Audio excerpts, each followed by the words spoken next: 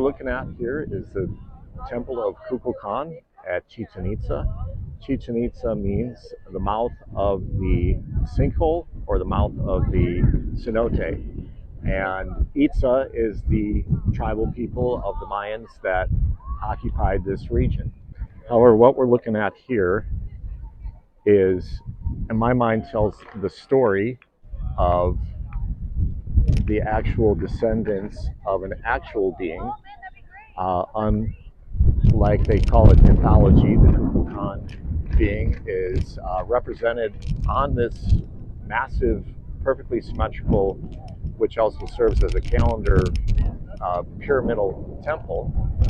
And what it shows is the upper third of the temple represents the heavens, and especially that top part of it. The stairs obviously are a pathway down. The middle portion, or the lower half, I should say, represents the earth. And below this pyramid, it's actually built upon a cenote. So there is a water cenote underneath this, which obviously represents the underworld. So we have all three levels, heavens, earth, and the underworld, represented in this structure.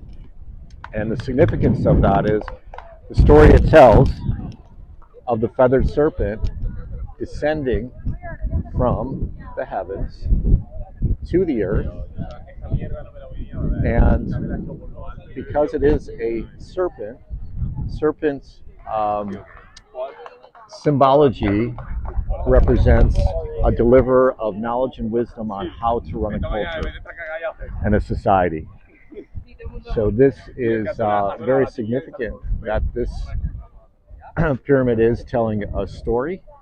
Some call it myth. However, I believe it's an actual interpretation of something, a deity, a being, a physical being coming from another dimension or another planet, another star system, and providing knowledge and wisdom on how to build society. And part of what I consider to be proof or evidence of that, at least, is the way that these structures are built. The other things that we'll find on the site that all have commonalities and similarities with other locations, archaeological sites throughout the world, in other places such as obviously Giza, the pyramids there, but other locations throughout the world, more than just pyramidal structures, but many other building structures that I point out along the way. Okay, so this is the site of 1,000 columns. And if this isn't telling you something, I don't know what is. Support a roof, I have no doubt. And maybe it was used in some kind of ceremonial proceedings. But what I argue is that that's not the real purpose of these columns. These columns are for energetic purposes, and they are somehow plugged into the Earth energy grid. And there's knowledge of this throughout cultures throughout the world that have similar column construction. And places like Luxor, Egypt, places, of course, like the ancient Greeks, but you see it all over in Iran, you see it in Iraq, you see it all over the world, column structures, and I'll provide some examples of that. But most people are unfamiliar with the fact that there are column structures here in the Mayan world, along next to the pyramids. A lot of accepted archaeology is that the pyramid shape is just a coincidence, that it was also found in other parts of the world, all over the world, just because of the shape itself is just very stable. It's easier to build, and it just makes sense, gives them a high point.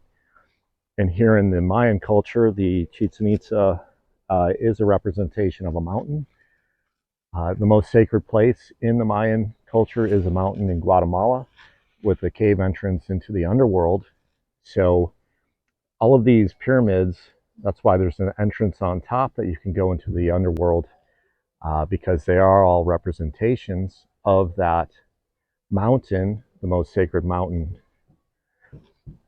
Now, however, the fact that they built a perfectly symmetrical pyramid here at Chichen Itza kind of speaks to another story of shared knowledge from other places, especially when that pyramid is dedicated to a bringer of shared knowledge, which is the deity Kukulcan.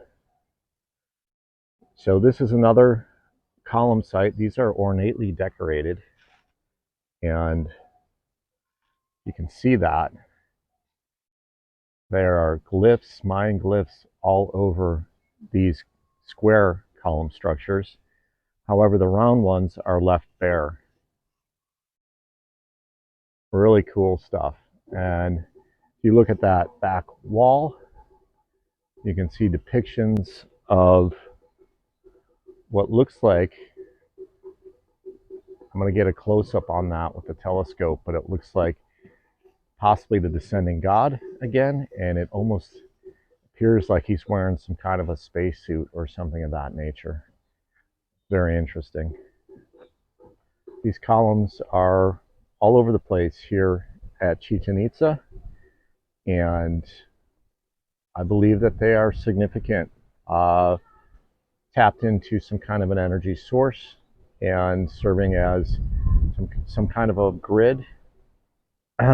If you look at these things from above, they do look like printed circuit boards and just plugged into earth energies. So this would connotate some kind of knowledge of earth energies that the Mayans possessed, that was possessed throughout the world, that we do not currently understand. And I think that is the significance of sites like these throughout the world.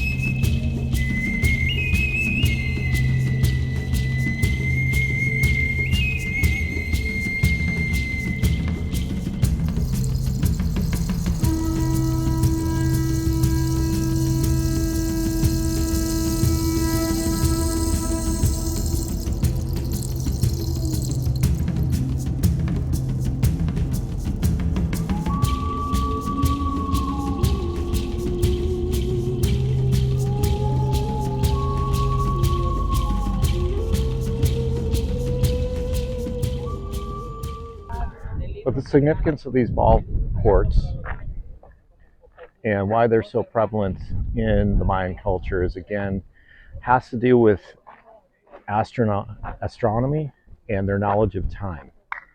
The Mayans had knowledge of the precession. Precession is a 26,000 year period of the tilt of the Earth's axis. It begins and ends their long count calendar, and with that, they time it, the beginning and end, when the sun enters the dark rift of the Milky Way. So what does this represent? This ball court is a representation of the dark rift of the Milky Way, And the ball game is the sun passing through the center of the dark rift. Here again, on the other side of the ball court, the other hoop, if you will, the other goal, and some more really well preserved, well, some have disappeared altogether, but some really well preserved glyphs. Again, you see that skull with the, I don't know what you'd call that, but it's kind of like a snake-like swirl coming out of its mouth. Again, here's some really, oh my goodness, he's carrying a handbag. I did not know that existed here, and that is of extreme significance. Again, that right there is found in glyphs throughout the world, and it aligns with the descending god or the feathered serpent, in that it's that handbag is the knowledge and tools to build a society and a culture. That is really interesting that that is depicted here as well. Okay, I've got the telescope hooked up and I'm looking at the top of the ballpark where the royalty would sit. This is the side of that chamber. And as you can see right there, there's those circles, and those circles, concentric circles, represent, and also you see the eye-like structure that is kind of snake-like. They're joined together. These swirling glyphs represent the same things that are found in Ireland, they're found in Egypt, they're found in Peru, they're found all over the world, which is that swirling motion, and that is representative of a portal for which wisdom and knowledge flows through, as well as possibly a dimensional hole, if you will.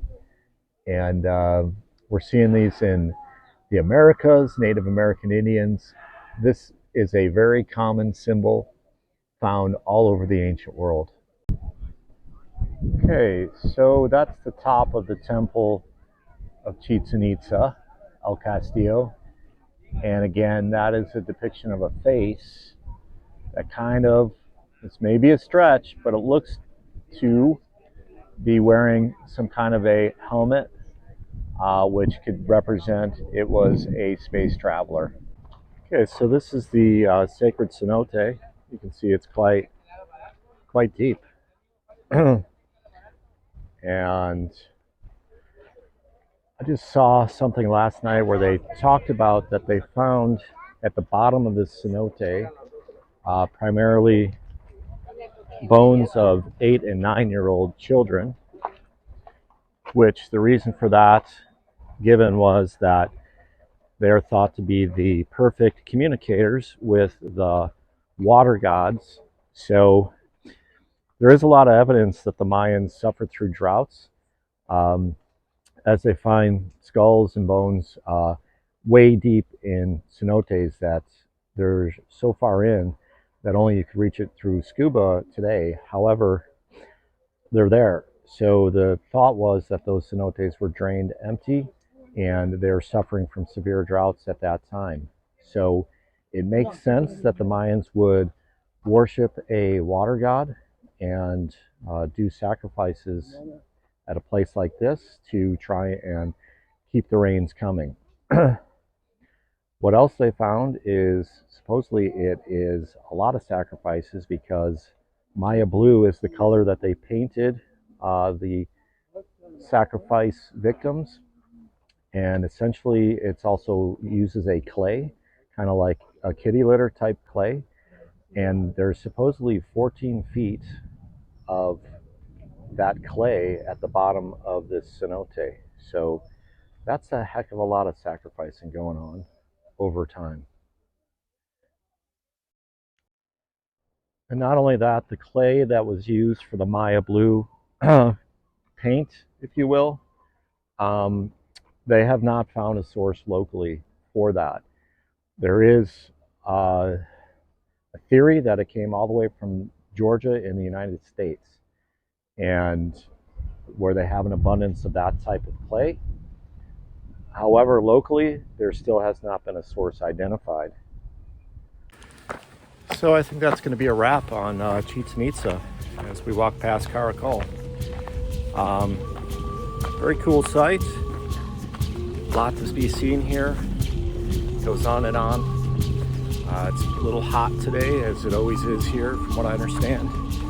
And I enjoyed visiting. I hope you enjoyed the video and learned something of a different perspective on how the Mayans actually, whether they really communicated with, those from above and were delivered with some kind of knowledge, which sure looks like it to me, or was it just mythology and just something that they made up. So you be the judge, and hopefully this video gives you a little bit more perspective on the potential for it being an actual visitor. Thank you.